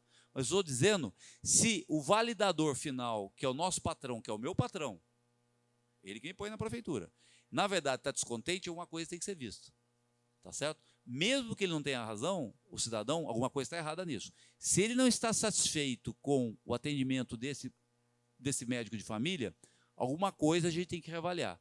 Então, esse alerta que você me deu me deixa mais uma porta aberta para estar discutindo isso com bastante calma. Eu sou a Fernanda Bueno, eu sou diretora social aqui da PM também. Prazer de ter aqui, né? Obrigada por estar com a gente. Eu hoje trabalho somente no setor privado, né? E São José ele tem a característica, uma cidade que tem bons setores privados, bons serviços privados, né? E eu acredito muito na parceria do serviço público com o privado. E eu queria saber um pouquinho o que o senhor pensa sobre isso, qual é o seu plano para essa parceria. Você está falando privado, né? Isso, do Eu vou usar a sua pergunta para responder uma coisa que o doutor Tondato me perguntou, acabei não respondendo, que é a questão dos hospitais, né? Me atentou bastante, no final da minha gestão, tinham 2 hospitais sendo aprovados em São José, hospitais privados, né? Colegas de vocês, inclusive, né? Lógico, não necessariamente, podia ser de um empresário que não fosse médico, mas era de médico, na verdade. Um projeto bastante arrojado, bastante interessante. Depois, eu não sei por que eles acabaram não vingando. Logo depois, eu percebi que a rede privada... Eu sou um cara curioso, ou seja, todo tempo, quando eu vou no hospital, eu fico conversando com o médico, né? Ela está me atendendo, eu fico perguntando, como é que está aí? Está sobrecarregado? Não está sobrecarregado? Qual a área? Então, eu gosto de fazer isso, né? Então, porque eu gosto muito de entender uma coisa que eu sou especialista, né? Porque como eu sou um representante do povo, eu era deputado na época, eu queria entender para nortear minhas ações. Eu sempre fiz isso na minha vida. Eu tenho que entender uma coisa que eu não compreendo para me tomar as decisões. Eu fiquei bastante interessado em saber por que não vingaram esses 2 hospitais, sabendo que os hospitais estabelecidos estavam sobrecarregados, inclusive em expansão, né? Um deles, por exemplo, eu lembro, Eduardo, a gente precisa expandir, precisa mudar a lei, a gente não consegue verticalizar, e pá. Ou seja, peraí, se tem demanda, aliás, é uma boa notícia. Se tem demanda, é um bom sinal. O ruim seria o seguinte, né? Vamos fechar, porque... Então, eu acho, tinha um dos gargalos, a legislação era bastante restritiva. Tá? Uma parte disso, eu estou falando desse que eu acompanhei, porque eu estava ajudando, como prefeito, ele me procurou, era um projeto bacana para a cidade, e eu estava fazendo direcionando a prefeitura para tentar ajudá-lo a vingar o projeto. Né? Na época, eu lembro que a legislação era bastante rigorosa, tá? Bastante rigorosa. E não é legislação municipal, você tem estadual e federal também, vigilância, por exemplo. Então, talvez, eu estou aqui, na verdade, fazendo um exercício, talvez seja o caso a gente rever, né? Ver realmente o que é necessário para garantir a qualidade, para garantir a saneabilidade e tudo mais, o que, na verdade, está desatualizado. Eu digo para você, no setor público, você tem muitas leis absolutamente desatualizadas. Absolutamente desatualizadas. Vou dar um exemplo para você. Estou passando meu tempo aqui. Um negócio bobo, bacana, bobo e interessante. Chegou uma época, eu descobri que todos, olha, 2012, hein, já tinha shopping em São José bastante. Eu descobri que toda a praça de alimentação estava ilegal em São José. Em São José, não, em todos os lugares. Sabe por quê? Porque a vigilância sanitária dizia o seguinte, a lei, não a lei municipal, a lei estadual. Para você manipular alimento, né, não vender alimento embalado industrializado, manipular alimento, o espaço mínimo, se não me engano, era 200 metros quadrados. Tá? Qual box de praça de alimentação que tem mais de 200 metros quadrados? Eu não sabia disso. O cara mostrou para mim, eu não sabia. Para manipular, você abrir um alimento e manipular, tinha espaço mínimo. Né? Toda a praça de alimentação estava irregular. Eu falei, opa, pera um pouquinho só, vamos ver o que está acontecendo, porque está funcionando. Né? O que eles faziam, na verdade? Eles aprovavam como espaço global. Não sei, tem alguém de vigilância sanitária aqui ou não? Especialista não. Veja. E outra coisa que eu vi, fiquei muito chateado na época, é que também tinha um certo grau de corrupção. Por quê? Como, na verdade, é uma adaptação da lei, ou seja, vamos falar a verdade, uma forçação de barra, porque não é isso que falava a lei, alguém, em algum lugar, no governo do Estado, tinha que assinar uma coisa que não era exatamente aquilo. Tá? Então, eu perguntei para o gestor, conta uma coisa, como é que você fez, Eduardo? A gente aprovou a praça como um todo. Não existe licença individual para cada estabelecimento. Isso é um absurdo você não atualizar a lei. Aí eu perguntei, vamos atualizar a lei. Aí ele falou, Eduardo, a lei não é municipal, é estadual. Você não pode fazer nada. Então, você tem muita legislação que precisa ser atualizada. Eu reputo parte disso, eu vou ser bastante duro aqui agora, parte disso é a nossa cultura de corrupção no Brasil. Por quê? Existe um sistema, não para tudo, pelo amor de Deus, existe um sistema que se acomoda com aquilo e fala, não muda não, senão acaba a boquinha, entendeu? Não estou dizendo, veja bem, não estou dizendo que tudo tem corrupção, não é isso não. Mas grande parte dessas frases, por que não muda tanto tempo quando não atualiza? Geralmente, alguém se acomodou, ou por corrupção, ou, na verdade, o cara trabalha com isso, ele que dá o laudo, tá certo? Entendeu? Às vezes nem é por má fé, não, entendeu? Às vezes o cara, sabe? Então, há necessidade de atualização da legislação. Por quê? Por que você está falando com tanta certeza? Porque o mundo mudou. Uma lei de 20 anos atrás não vai estar adaptada para essa realidade. Alimentos hoje você pode fazer no espaço de 3 metros quadrados com enorme segurança. Você tem equipamentos herméticos. Vocês veem, por exemplo, equipamentos italianos de alimentação. Você assa uma pizza em 2 minutos. Com a qualidade, né? Com a qualidade. Então, você tem equipamentos e tecnologia para isso. Não tem necessidade mais, não. Você tem que, eu lembro na prefeitura, minha briga com o pessoal é o seguinte, não posso dar licença, porque a janela foi construída, tinha que ter 1,60 m de altura, tem 1,50 m de altura. Eu falei, o que pega? Não, mas está na lei. Mas, caramba, não vai deixar o cara funcionar e nem conseguir regularizar. Então, tem muita coisa que as pessoas não se perguntam o porquê daquilo. Podia ser que lá atrás, né, há 50 anos atrás, onde um aparelho de ar-condicionado era uma coisa absolutamente impossível. Não, você tem hoje tecnologia para você contornar qualquer dessas situações. Então, talvez, grande parte dessa dificuldade deva ser uma atualização da legislação. Mas aí volto a dizer de novo para vocês da iniciativa privada, que atua na medicina privada. Trago as demandas para a prefeitura, para mim, ou seja, no caso, se eu for prefeito, para a prefeitura, que eu vou estar absolutamente aberto a isso. Eu sou um cara muito, muito prático, eu detesto burocracia. Depois fui para Brasília ainda, eu voltei mais radical no sentido de tirar o peso do Estado, da iniciativa privada. O Estado é necessário, ele é necessário para atender as pessoas mais pobres, atender na saúde ou na educação, mas na iniciativa privada, o Estado deve sair o máximo possível. O máximo. Ele atrapalha, ele dificulta, e isso encarece a iniciativa privada, dificulta a criatividade. Então, eu me tornei bastante radical quanto a isso. Quando, na verdade, algumas leis, no final do meu governo, eu falava para a minha equipe o seguinte, né? Pequem pela radicalidade de tirar. Se a gente errar, a gente vai lá e conserta depois. Agora, se você coloca uma restrição na lei, né, depois, nossa, Ministério Público entra porque você não está cumprindo e tudo mais. E são coisas absolutamente inexequíveis. Desculpa falar uma coisa, vigilância sanitária também tem um pouco a ver com vocês, né? Tem um grande problema de todo prefeito que é barulho. Barulho e sossego público. É um inferno isso. Geralmente é o seguinte, é um empreendedor bacana, que põe o dinheiro dele, tá certo? E fala assim, vou botar uma música ao vivo, tá? Ele não é uma pessoa desonesta, nem do mal, né? Só que do lado tem um prédio de apartamento, que tem um monte de morador, e você está com o bebê querendo dormir, e você quer jogar uma lata de sardinha na cabeça dele, porque você quer dormir.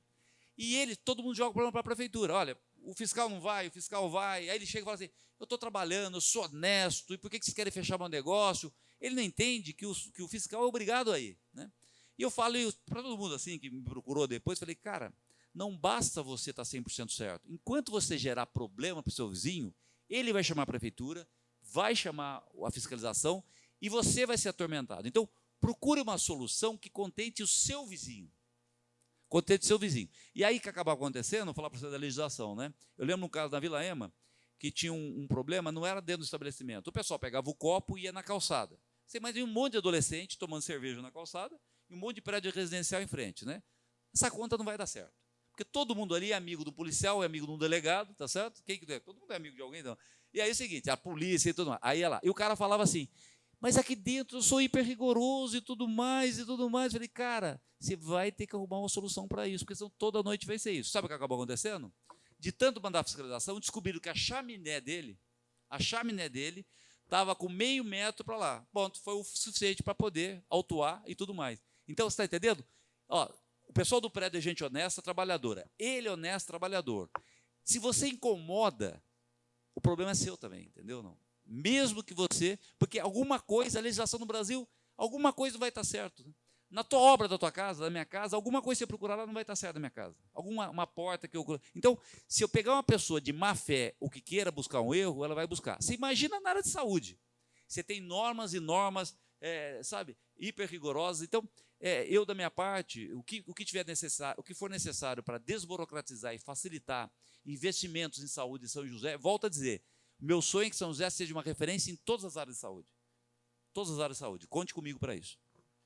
Pessoal, eu vou fazer mais uma pergunta aqui, que o doutor Israel Lederman, que é o diretor da PM, também pediu para eu fazer para o Cury. Depois a gente vai abrir para mais 2 perguntas e vamos encerrar, tá bom? Para as considerações finais também da doutora Juliana, do doutor Otto e o próprio Cury, porque a gente já está se estendendo aqui no nosso tempo. Cury, o doutor Israel, ele perguntou, ele é endocrinologista, e ele fez uma pergunta... Ele pediu para, ele não pôde comparecer, mas ele pediu para fazer essa pergunta. Então, ele coloca aqui que São José dos Campos tem uma burocracia grande para o fornecimento de insulina aos usuários, principalmente para crianças. Né, ele coloca que, por exemplo, a Prefeitura de São José dos Campos exige que a criança use e comprove o uso por 2 anos, né, da insulina antes de trocar para insulinas mais eficazes com menos efeitos colaterais. E, na opinião dele, isso é um problema, né? É uma pergunta mais específica, mas o que você pretende fazer para melhorar o acesso e desburocratizar a dispensação de insulina, por exemplo? Só um minutinho, Davi, só para você complementa só com uma resposta só. Outro problema que a gente vê muito é os medicamentos de alto custo, que é o alto custo do município. Também é muito difícil, falta muito medicamento, há uma reclamação bastante grande. Eu acho que está muito relacionado a tudo isso. Olha, o Israel é amigo de infância. Na verdade, eu frequentei muito a casa dele, porque eu era amigo do irmão dele, minha geração do irmão dele. Me corrija se eu estiver equivocado, talvez o doutor Elton possa me corrigir. Na minha época, a insulina era fornecida a porta de entrada da prefeitura, mas era fornecida pelo Estado. Não sei se é isso ainda, a prefeitura era só intermediário. Medicação de alto custo também é o Estado, ou seja, são poucas medicação de alto custo que era da prefeitura. Eu estou equivocado ou não? Continua sendo do Estado? Tá, o quê? Perdão?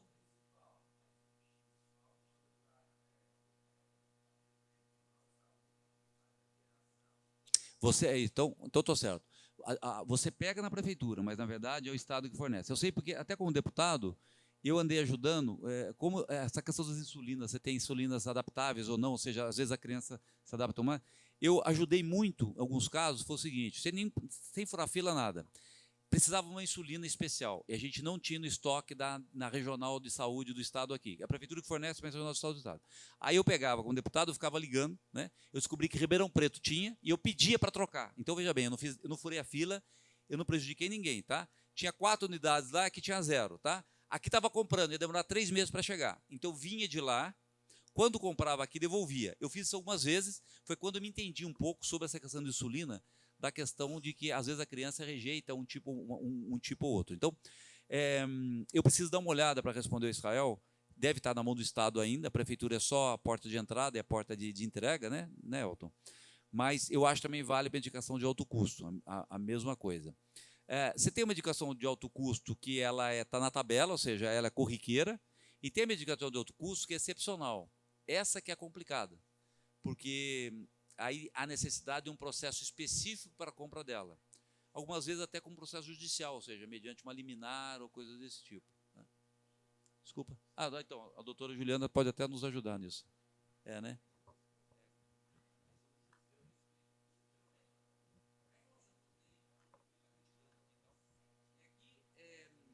Quando falta, às vezes, em relação ao Estado, em relação à prefeitura, está faltando medicação, que eu estou acompanhando os BS, está faltando medicação básica. Né? Está faltando por falta de dinheiro. É problema de má gestão das finanças da prefeitura. No Estado, quando tinha problema, olha, eu fui deputado 2 mandatos, recebi várias demandas. Sempre que eu ia, não era problema de falta de dinheiro. Era que acabou o estoque e estava em licitação. Ou seja, mas passado um tempo, isso chegava. A não ser medicação de alto custo, que era por questão judicial. Aí o que acaba acontecendo na prática? Além de você não ter fazendo licitação, existe uma certa má vontade, né? Por quê? Tá bom, que eu entendi mais ou menos. Já que é judicial, então vai tudo nos trâmites judiciais, né? O prazo é esse e tudo mais. Então, eu não quero adentrar muito aqui, mas, pô, conta comigo, porque para a gente, isso nem é a prefeitura que paga, a gente tem um sistema ágil para que isso seja recorrente, e eu acho que a tecnologia hoje já permite isso. Você pode, por exemplo, com gerenciadores de estoque, você tem Amazon aí para Mercado Livre, né? O sistema de gerenciamento de estoque dele é fantástico. Você pensa em comprar, a inteligência artificial já está botando no estoque para você. Você brincou de achar na internet, o cara já está mandando para o estoque. É assim que funciona hoje. Você fez uma pesquisa ali, o robô ele fala, 10 caras pesquisaram, a estatística mora, cada 10 pesquisam, 3 compram. Opa, põe 3 no estoque. Por isso, por exemplo, eu compro Gillette de barbear, eu acho impressionante. Eu compro na Amazon, de manhã à tarde estou na minha casa. Falei, como é que eles mantêm estoque? Inteligência artificial, pô, eles sabem mais ou menos o que tem que ter. Então, por que na medicação a gente não pode fazer a mesma coisa? Por que a gente não pode introduzir essas ferramentas? E saber o seguinte, tem que esperar emitir a requisição, aquele papelzinho para comprar. Eu acho que é possível com essas ferramentas, principalmente a medicação corriqueira, que na verdade ela invariavelmente ela sai todo mês. Eu acho que é possível introduzir ferramentas para melhorar o gerenciamento disso. Mas eu vou atrás disso, eu vou atrás. Espera aí, deixa o microfone, passa ali. Então vamos, o Roniel vai fazer mais...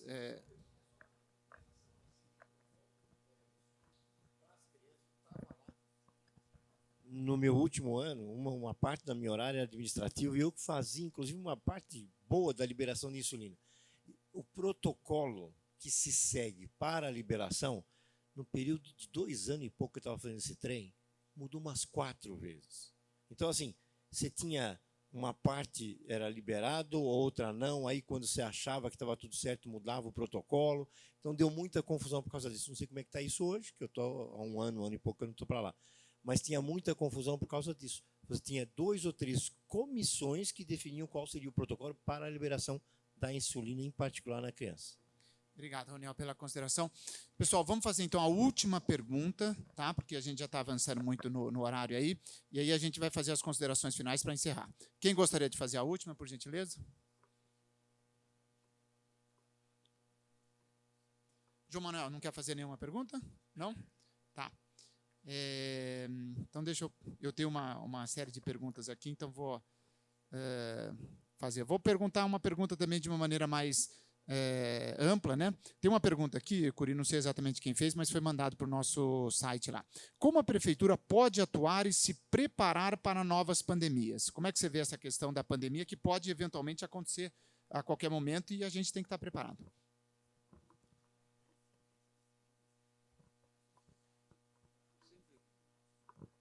Disse a você que eu sempre gostei de me interessar de ler e ir atrás de especialistas de áreas que não fosse a minha, né? Tinha um cara que gostava, o ex-prefeito de Nova York, na época ele foi prefeito de Nova York, ele foi o cara que realmente ele deu um up na segurança, né? Ele melhorou o salário dos profissionais, colocou tolerância zero e melhorou bastante. Então foi várias palestras dele, fora do Brasil e aqui. E logo depois do 9 de setembro, 9/11, né, o ataque às Torres Gêmeas, eu peguei uma palestra dele e ele disse o seguinte: assim que teve o ataque às Torres Gêmeas, eu vou chegar na Covid, eu vou chegar na pandemia.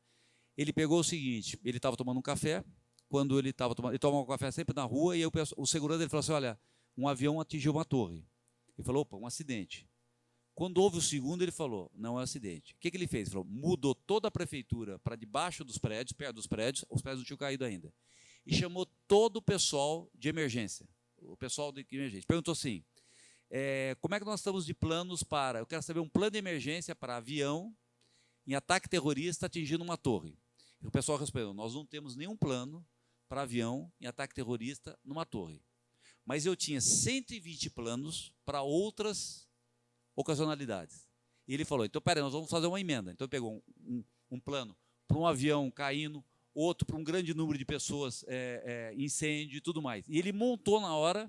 O que ele falou? Eu não tinha o plano, aquele, mas eu tinha vários que eu podia montar na hora. Então, a primeira coisa que ele falou é o seguinte, olha, se incendiar o prédio todo, vai ter muita gente ferida. Então, o que eu faço? Ele tinha um plano para esse caso. Tinha um plano detalhado, escrito, validado. Era o seguinte, remove todos os pacientes dos hospitais próximos, esvazia, manda para as cidades vizinhas, para preparar para uma grande tragédia. E assim ele foi montando um plano.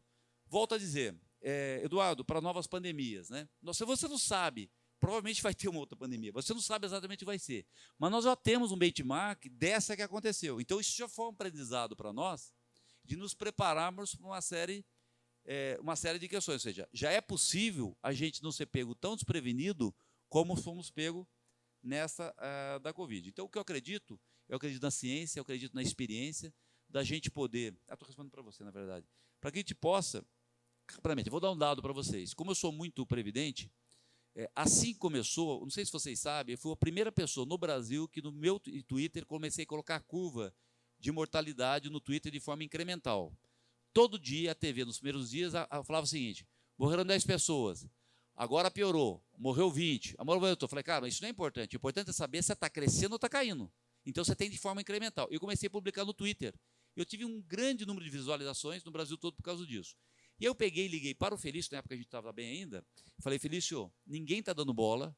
Eu tinha um cara que trabalhava comigo, ele é muito ligado no mundo e tal, o Alberto, a gente está morando na Itália agora, e ele é colega seu da prefeitura, fantástico. Né? Meio parente, casado com sua família, exato. E o Alberto, ele educou os 4 filhos dele em casa, para você ter uma ideia. Todo mundo fala 6 línguas. E o Alberto falou, Eduardo, eu estou olhando aqui na China, estou acompanhando, esse negócio não é brincadeira. Nessa época que ele falou isso, estava todo mundo pulando carnaval. Todo mundo pulando carnaval. E aí eu comecei, chamei os prefeitos e falei assim, olha, se eu fosse vocês, se preparem. Se eu fosse vocês, comprava respirador, comprava máscara, porque daqui a pouco isso vai sumir no mercado. Na época que ninguém dava bola para a Covid. Eu era deputado, eu era meio líder dos prefeitos aqui, quase todos eram meus amigos. Falei, Felício, compra respirador, rápido, que esse negócio vai acabar. Não, mas se não tiver, compra, depois você vende, né? Então, eu, na verdade, eu comecei... Aí o Felício acabou comprando respirador, aí, na verdade, quando era para entregar, já estava faltando respirador, aí a empresa, o Ministério da Saúde, não sei se vocês lembram na época, ele virou para o fabricante e falou assim, não entrega mais nada, é tudo meu, não sei se vocês lembram disso. Aí eu liguei para o Ministério da Saúde, quebrei o pau, falei, olha, ele comprou lá atrás, ele foi previdente, vocês vão segurar o dele? Aí o chefe do gabinete do ministro, eu era deputado, autorizou, liberou, para ele pagar, ele estava pagando, a prefeitura estava pagando. Então, resumindo, a gente foi muito previdente aqui, né, em relação à Covid. É possível, com toda a experiência que a gente tem do que aconteceu com a Covid, de que a gente tenha bastante gente preparada para preparar planos para isso.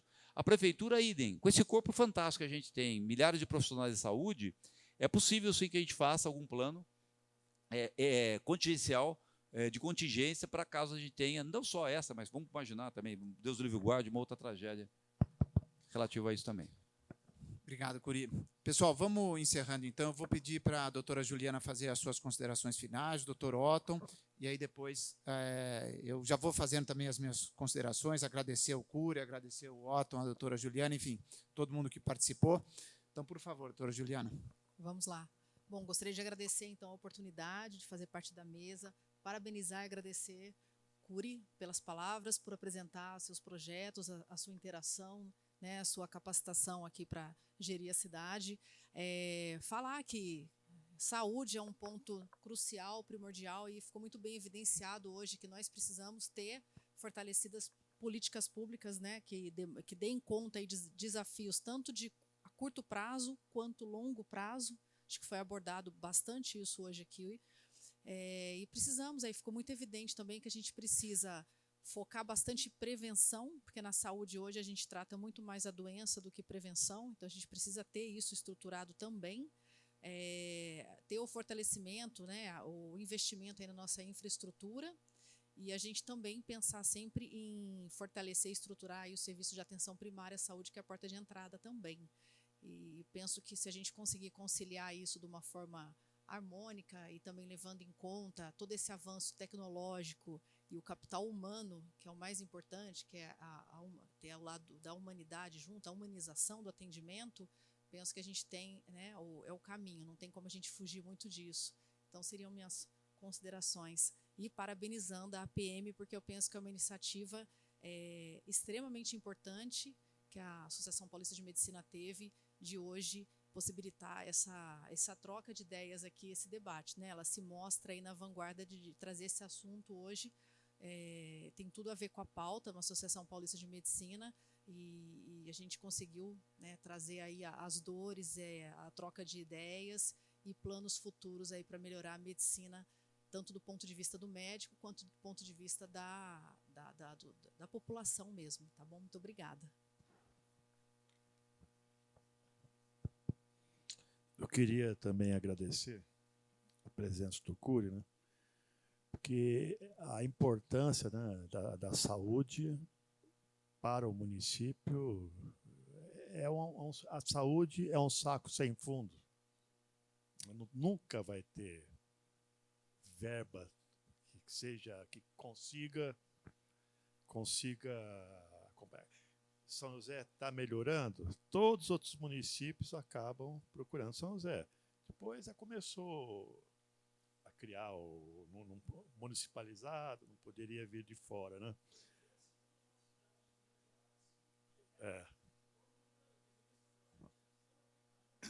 Exato. Então, e a saúde é uma pedra no sapato de qualquer gestor, né? É uma pedra no sapato no bom sentido, né? É uma coisa, não é fácil de se resolver, né? Teríamos aqui pelo menos mais umas 15 perguntas para a gente dirigir para você, mas eu gostaria de pedir a você, Eduardo, que caso você venha a ser eleito, né, você se comprometesse a voltar à casa do médico para nos apresentar, né? E eu acho que é importante que a Associação Paulista de Medicina, como representante dos médicos da cidade e da região, né, que nós temos, o pessoal muitas vezes confunde, né, a Associação Paulista de Medicina com o Conselho Regional de Medicina, que é outra coisa totalmente diferente, né? O Conselho, ele regula a atuação do médico, regula a profissão do médico, né? E a Associação Paulista de Medicina é isso, a gente que quer trazer ideias, para que possa melhorar a saúde como um todo. Quem que é médico que não quer que isso aconteça para a população em geral, né? Eu agradeço muito, parabéns pela sua presença, viu? E vamos aguardar. Tá? Obrigado, Alô. Obrigado, viu, Otton? Agora, então, para a gente encerrar, as palavras finais aí do Cury, e aí a gente encerra. E já agradeço novamente a presença de todos. Bom, primeiro agradecer o convite da PM São José, Davi, doutor Otton, doutora Juliana, a todos vocês. Agradecer mais uma vez o doutor Elton que está aqui. Ele não é candidato, mas está fazendo mais campanha do que eu, viu? Mas ele foi intensivista, ele foi emergencista, né? Você está acostumado 24 horas, né? Toma um cafezinho e 24 horas. Agradecer a vocês pelo convite. A missão de ser prefeito de São José é uma missão muito honrosa. Eu fui prefeito 2 vezes, fui secretário 8 anos, e agora eu estou me colocando nesse desafio. Esse desafio não é fácil. Existe uma situação que está sendo escondida de São José. O nosso papel, meu do Manuel do Elton, é alertar a cidade. As pessoas estão amortecidas. Elas são orgulhosas da cidade, eu também sou, todos nós somos orgulhosos, mesmo nosso candidato de oposição, mas a situação bastante grave. Quem não pagou 500 milhões em 4 anos, jogou para o ano, ele não vai pagar nem os 500 que jogou para frente, nem os 500 que vão vencer lá. Se executar o programa de obras que ele prometeu na campanha, ele quebra em 6 meses a prefeitura. Então não tem saída, nós temos uma Dilma 2 a caminho. Ou vai ser o estelionato eleitoral, ou quebra a prefeitura em 6 meses. E aí não vai ter saúde, não vai ter educação. O nosso papel, com a minha experiência do Emanuel como ex-prefeitos, é fazer o alerta.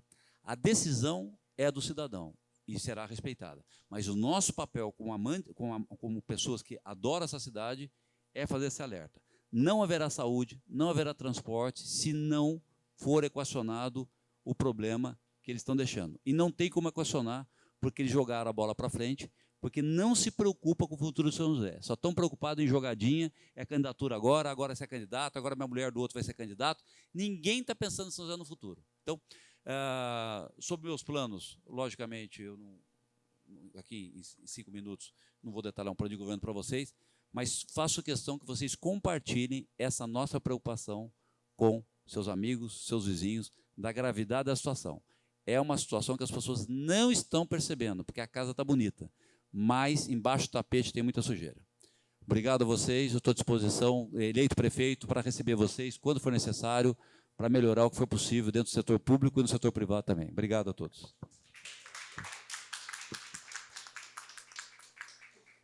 Boa noite a todos, pessoal. Obrigado, viu?